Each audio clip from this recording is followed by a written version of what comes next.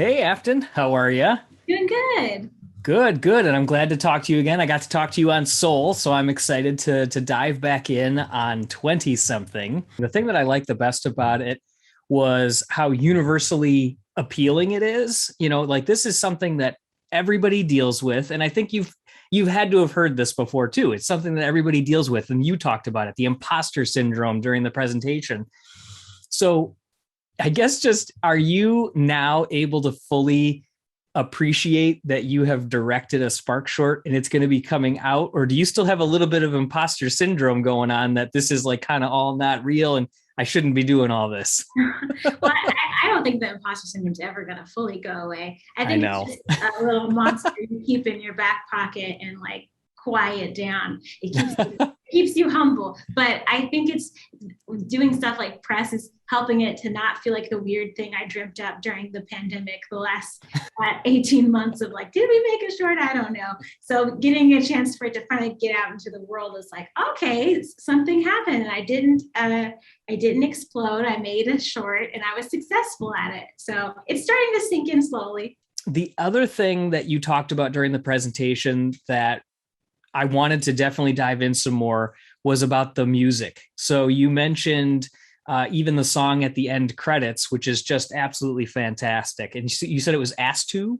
ASTU, yes. ASTU. ASTU. And she's an amazing artist local to the Bay Area that we were able to snag. And we're super thankful to have her and be like Yeah. the idea to her. She was all gung ho, and we just worked back and forth. That was like my first time really working with a musician to compose a piece specifically for something that I was working on.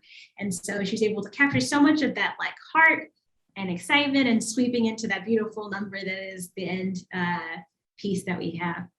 Yeah. And how did you initially pitch the idea to her? And then did she come back right away with that version, or talk more about the back and forth and how you guys refined it a little bit? Yeah, so I think I can't remember we sent her, packet, kids in a trench coat, Yeah. and we showed her the art and where it was going. And then along the lines, we were able to show her a real version, a story reel without everything all pretty. So we were like, here's what we will look like. Here's my weird boards that will get better. We're not sure. She did actually have a little bit of animation experience, but I'm like, not sure how much she's seen, but I'm like, it will look prettier than this. Yeah. And then I got him to talk with her about what the feeling I wanted from it. I don't have a whole lot of like music composing knowledge, but I do know what kind of emotional moment I want. And she sent me one version, and it was a lot more like funky, which was a fun vibe. But I was like, I think I need more of like emotional pull, like something like that, like a more like weightlessness, the vague terms that I was hoping she'd be able to parse through and find actual music chords to put to. And like the second pass was just like she got it immediately, and then it was just there finding when to turn up the violins, when to add in more vocals, and that was good. She was amazing. Yeah, it was a really nice, like, feel good yet confidence, like that just really kind of wrapped up the short. So it was great. I saw the Easter egg of Pixar's address on the driver's license. And I think I saw someone that looked like Paul Abadilla as like the DJ. Nothing gets past you. It's amazing. Yeah.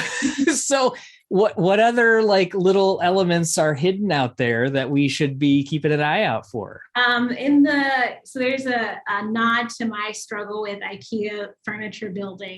All right. Yeah. And if you look at her apartment, if you pay attention to the bookshelf, there's a couple nods to some, I think the previous SparkShorts we put in there. And the fun bit that I put in that no one else will know is I have a picture of my mom and my sister that I actually doodled in and put into the background. So just a couple beats here and there for. I love it. I love it. So you talked those model sheets that what was it, Lucas, yeah. Lucas that he had done. Sorry, I'm thinking about Louis Gonzalez too much. But yeah, the model sheets that he did, all that work, even like what Kyle was doing on the sets and everything, you shared so much that it really made it feel like, now I'm going to say this and then you tell me how you really feel, that you kind of like understood delegation and like, hey, I've got to let the experts do this. I can't take it all on myself if I'm going to do this short within this compacted time. How did you make it come across so natural? And was it natural to kind of do that delegation and let those people in the different divisions do their work? I would assume it would be really easy to grab onto it and say, I want to do it. Well, thank you. I don't think I can. As talented as I, would like to believe that I am, there's no way I could have done anything as beautiful as what Kyle was able to produce with those backgrounds. So I think we hired people confident that they could do the job.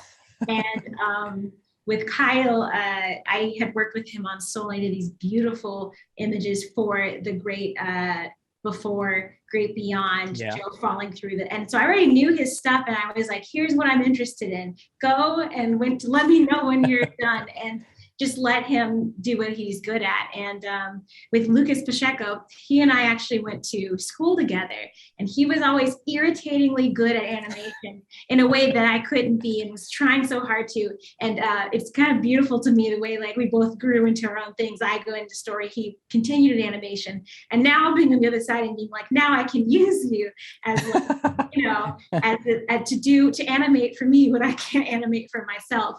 Yeah. And just seeing him, his brain, like, a little, I don't even know, like a mathematician, be able to like plot out how far apart those eyes need to be. And I'm just like, that I can't think that way. And I'm so glad you can. And I'm so glad you're on my team. Yeah. To do all that stuff and figure all that stuff out in a way that, I wouldn't be able to. Yeah, well, you and the team did a fantastic job. What about like the thing that you're just most proud of with the short? The quantity of stuff that we were able to pull off. When I first pitched this idea, and they said, oh, for SparkShorts, for 2D, it's like 1 or 2 characters, 3D, maybe a few more, but not a whole lot. And I was like, I want 5 main characters in a crowded club with dialogue.